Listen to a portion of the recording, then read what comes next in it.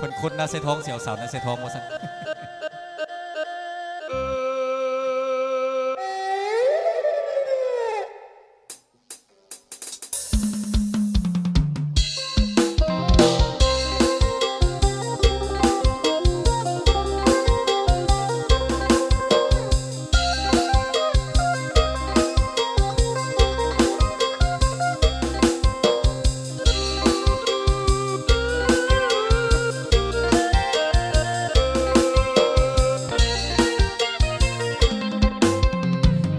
มาฟ้าเอ้ยฟ้าห้องข้า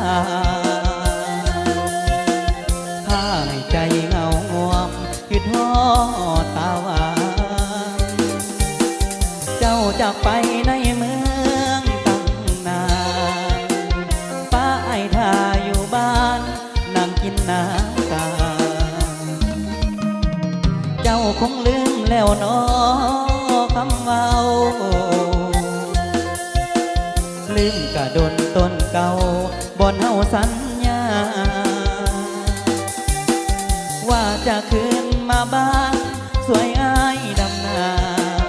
รอจนเข้าหือพานยังบ่ได้ข่าว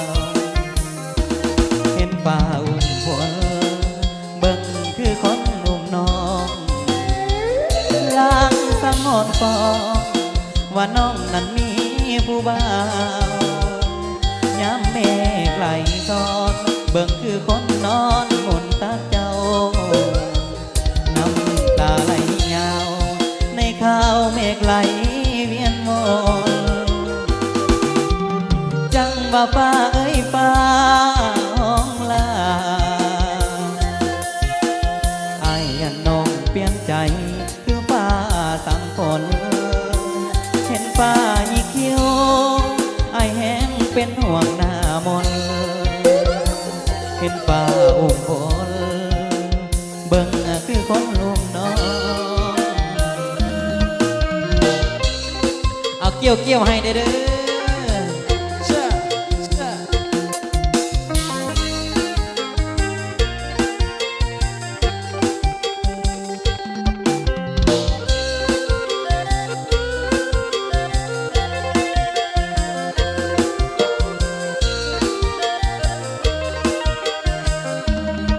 ป่าอุ้มผล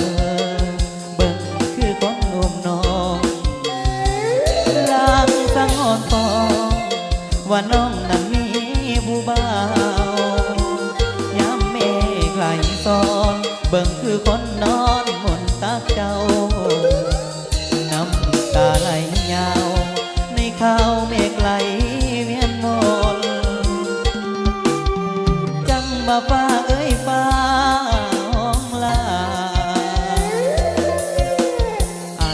น้องเปลี่ยนใจคือฟ้าสั่งฝนเห็นฟ้ายิกคิ้วไอ้แห้งเป็นห่วงหน้ามนเห็นฟ้าอุ้ม